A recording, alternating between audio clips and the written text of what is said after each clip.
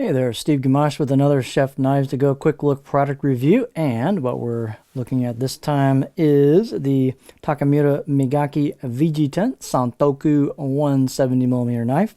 So the way these are done is they have a three-layer construction. The center hard core cutting edge steel is VG-10 full stainless steel at heat treat around 61 Rockwell. So they do a nice job on their heat treat, and the steel sharpens up well and holds an edge quite well also. The construction is a soft stainless, full stainless cladding over the top of that hardcore cutting edge steel. They do have a cladding line. You can pretty much see it right there. These have a bit of a polish to them, so they're going to want to shine up on these lights I've got here. But very nice job on fit and finish on these. Consistently well done knives. Everyone I've seen has been really well executed, and they pay attention to the fit and finish on these. The weight and dimensions should be pretty similar from knife to knife. This one is 152 grams or 5.4 ounces. The edge length is right about 170 on the nose or 6.7 inches.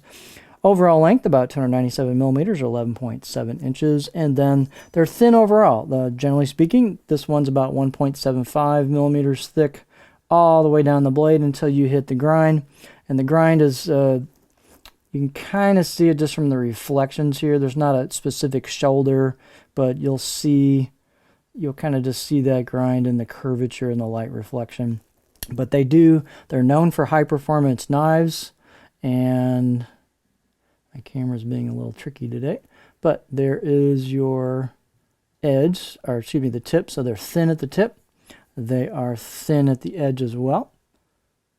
These aren't quite as thin as the R2 line, but they're a little more forgiving, and the steel on the R2 line, of course, is harder and thinner, so this is a little bit more forgiving, and I think the price point's a little bit lower as well.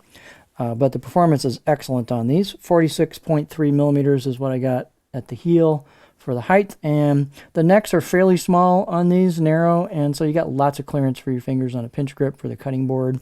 The handles are well done. They are black Paka wood, which is a stabilized wood product, and they've got typical fashion, very nice fit and finish on this whole area. They do have kind of pinned on bolsters. They're not integrated, but they are quite well done. There's not much of a way in the gap there, so they pay attention to all that. The tang is a partial tang, so it goes out towards the back of the handle and then does not go completely around. That keeps the weight down to help the balance point and just the overall kind of handling of the knife. Stainless steel rivets as well. So the balance point on these, and I don't think I did that on the previous one. I know I did. I had a 210 Guto, just did one of that, but the balance point's slightly behind that choil on there. Pinch grip wise, of course, it's going to be a little bit handle heavy, but these are light, nimble blades.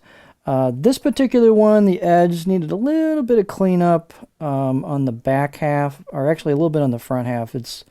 Was uncharacteristic. The front half probably needs a little bit of cleanup on it, so I'm going to give this one a 5 out of 10, maybe a 4. Most of the time these are 6s and maybe 7s, but this one needs a little bit of work out of the box. But you've got a very nice fit and finish on these. They are consistently really good on fit and finish. Kind of machine finish right there, and then you've got laser engraved kanji on the right side of the blade and embossed logo. Here's the left side of the blade as you'd be holding it. Again, plain. See if I can kind of show you the look of it here without getting too much reflection. There's your core steel. Nice fit and finish on the spine. They've relieved a little bit of that and polished it. The choil, they've cleaned up the edges of that, so it's comfortable out of the box. Again, very good performers. Nice and nimble. Fairly surprisingly stiff blade given the thinness of it. Wouldn't say it's stiff, but it's surprisingly stiff given the thinness of it. This one has a very versatile profile. You've got a little bit of a flat towards the back. Fairly gentle belly, fairly low tip point, which is typical of a Santoku, kind of a sheep's foot point on it. So you're not going to rock this high, but you can go up to about there on this particular knife before you start digging that tip in the cutting board. And it works very well for chopping towards the back half, push-pull cuts, glide cuts, even some tip draws. A little bit of rocking over kind of medium-lowish height stuff or ingredients. So just a really nice profile. That flat half, that flat chunk in the back part will be really nice if you want to do some chopping with it. So pretty versatile profile with different sections with different characteristics to it for a 6.7 inch cutting blade or cutting edge. So well done there. So good overall package. That's a lightweight package given the Yo or Western style handle, but just a really nice knife line. This is the Takamura Migaki VG-10 Santoku 170mm knife.